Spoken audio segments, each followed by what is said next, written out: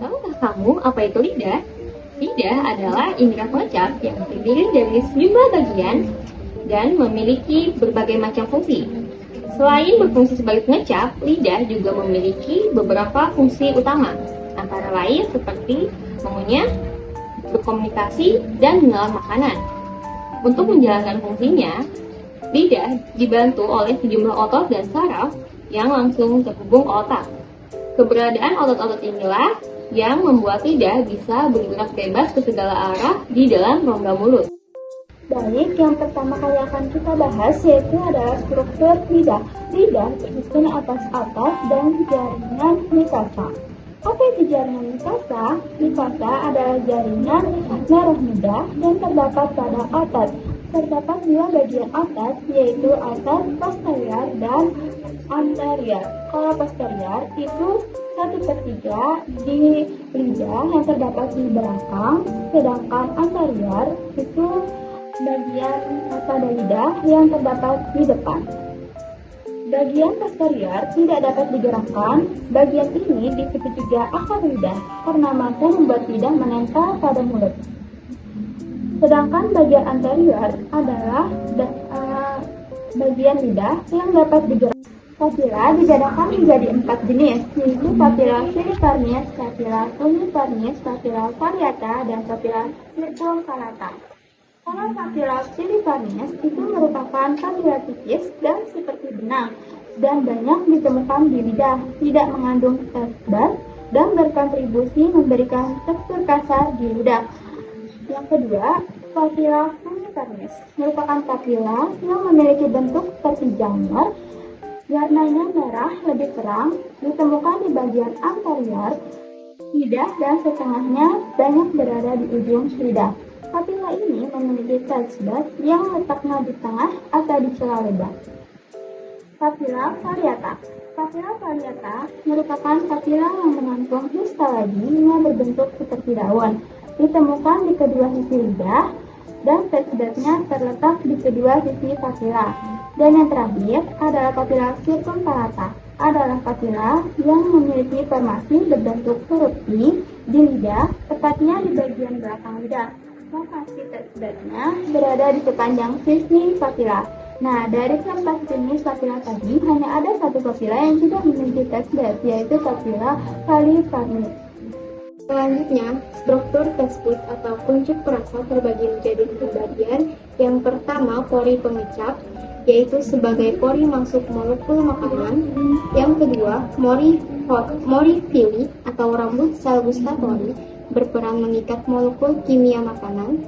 Yang ketiga, sel gustatori, memiliki komereseptor yang mengenali stimulus kimia. Yang keempat, sel pendukung sel gustatori diantaranya untuk menginaktivasi neurotransmitter berlebih yang dilepaskan oleh sel gustatori. Kelima, sel basal, berfungsi untuk menggantikan sel gustatori yang rusak.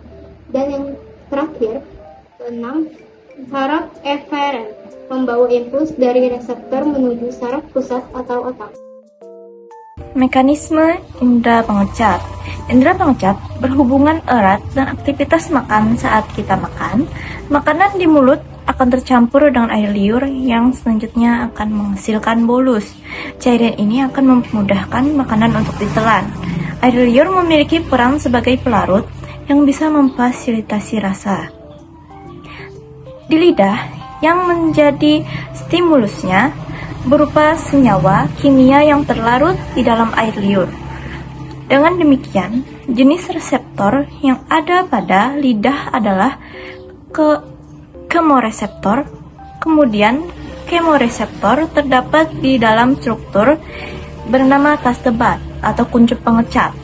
Dalam taste bud itu terdapat sel-sel reseptor. Taste bud tertanam di dalam struktur bernama papilla, yaitu tonjolan-tonjolan yang membuat lidah memiliki permukaan yang kasar. Jadi mekanisme dari indera pengecap dimulai dari molekul kimia atau senyawa kimia pada makanan yang kita makan. Kemudian terlarut di dalam air liur yang selanjutnya senyawa kimia akan masuk ke dalam celah papila.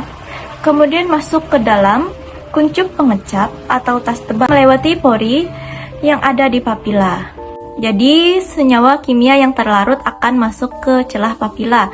Setelah itu, senyawa kimianya akan masuk ke tas tebat melalui pori dan akhirnya molekul kimia akan menempel pada mikrofilik kuncup atau serabut kuncup.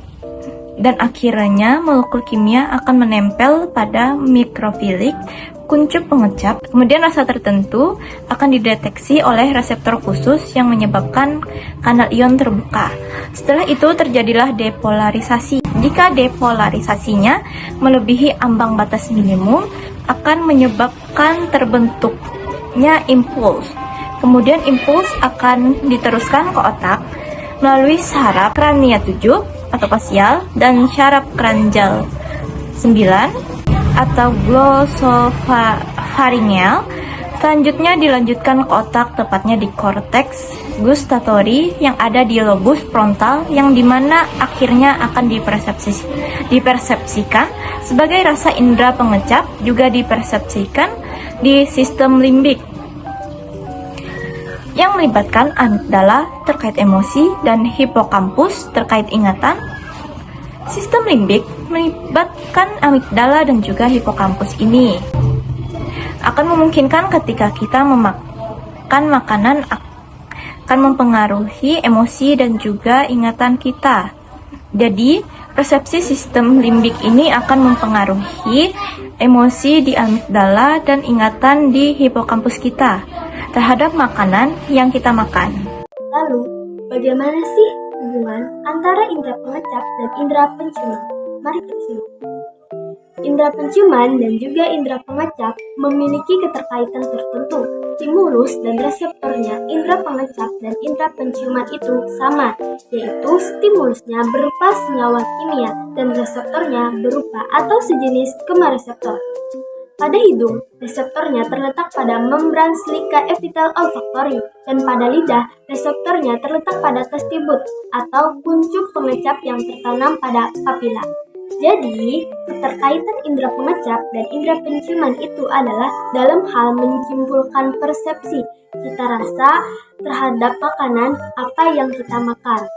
Adalah kalau dilihat secara struktur, keduanya juga berhubungan antara rongga nasal yang terhubung dengan rongga mulut, dan interaksi antara kedua ini akan menimbulkan nantinya persepsi cita rasa terhadap makanan dan mekanismenya. Jadi, pada saat kita makan, stimulus kimia berupa bau akan diterima oleh hidung, kemudian akan diproses untuk menjadi impuls, yang seterusnya akan diteruskan ke korteks olfaktori untuk dipersepsikan sebagai aroma. Sementara itu, stimulus kimia makanan yang terlarut akan diterima oleh lidah dan diproses juga menjadi impuls. Kemudian diteruskan ke korteks gustatory untuk dipersepsikan sebagai rasa. Ternyata tidak hanya sampai di situ juga nih, informasi rasa dan juga aroma. Tadi itu akan diteruskan ke bagian otak lainnya, yaitu pada lobus frontal, otak besar, tepatnya di korteks orbifrontal. Nah, kemudian pada konteks orbifrontal ini informasi akan dipersepsikan sebagai cita rasa makanan. Jadi, bisa kita simpulkan nih bahwa kombinasi dari aroma yang berasal dari stimulus kimia yang diterima oleh hidung dan juga rasa yang berasal dari stimulus kimia yang terlarut di dalam lidah. Kombinasi keduanya akan menimbulkan yang namanya cita rasa, di mana cita rasa ini dipersepsikan di korteks orbifrontal. Selanjutnya, macam-macam fungsi lidah. Yang pertama, alat pengecap. Secara umum, lidah bisa mengecap 4 rasa utama, yaitu pahit, asam, manis, dan asin. Rasa yang kelima yaitu umami atau gurih yang dapat dirasakan dari MSG. 2. Membantu berkomunikasi. Lidah bekerja sama dengan bibir dan gigi untuk membuat suara yang keluar dari tenggorokan menjadi jelas dan mudah dipahami oleh lawan bicara. Tanpa lidah, perkataan seseorang akan sulit dipahami. 3. Membantu mengunyah makanan. Karena bisa bergerak bebas di dalam mulut, lidah berfungsi membantu mengolah makanan dan minuman dari padat menjadi lembek. Selanjutnya yang keempat, melindungi mulut dari kuman. Di dasar lidah terdapat kumpulan sel-sel pelindung bernama tonsil lingual. Sel-sel ini berada di rongga mulut, bersamaan dengan amandel. Tonsil lingual bertugas melindungi tubuh dari gangguan kuman-kuman yang bisa masuk melalui mulut. Lidah memiliki fungsi yang sangat penting untuk tubuh kita. Tanpa lidah yang sehat, aktivitas sehari-hari kita pun bisa terganggu. Macam-macam gangguan atau penyakit yang bisa terjadi pada lidah diantaranya bau sariawan, herpes reumatis, hingga kanker lidah. Nah, selanjutnya kita akan mengetahui apa saja gangguan-gangguan pada lidah. Gangguan-gangguan pada lidah yang pertama adalah cedera lidah. Biasanya rasa sakit di lidah muncul akibat tidak sengaja tergigit. Hal ini sangat mungkin terjadi, apalagi saat sedang mengunyah makanan. Yang kedua ada tumor lidah. Rasa sakit pada lidah terkadang bisa muncul saat seorang mengidap tumor di indera pengucapannya. Tumor lidah umumnya muncul dengan gejala seperti rasa sakit, adanya benjolan, bercak merah atau putih pada lidah, sakit saat menelan, dan mati rasa. Yang ketiga, ada kanker lidah. Kanker lidah biasanya diawali dengan terbentuknya benjolan kecil berwarna putih atau seperti luka sariawan. Penyebabnya biasanya adalah konsumsi alkohol berlebih, paparan tembakau, kebiasaan merokok, atau infeksi jamur Candida. Nah, yang keempat yaitu leukoplakia dan eritroplakia.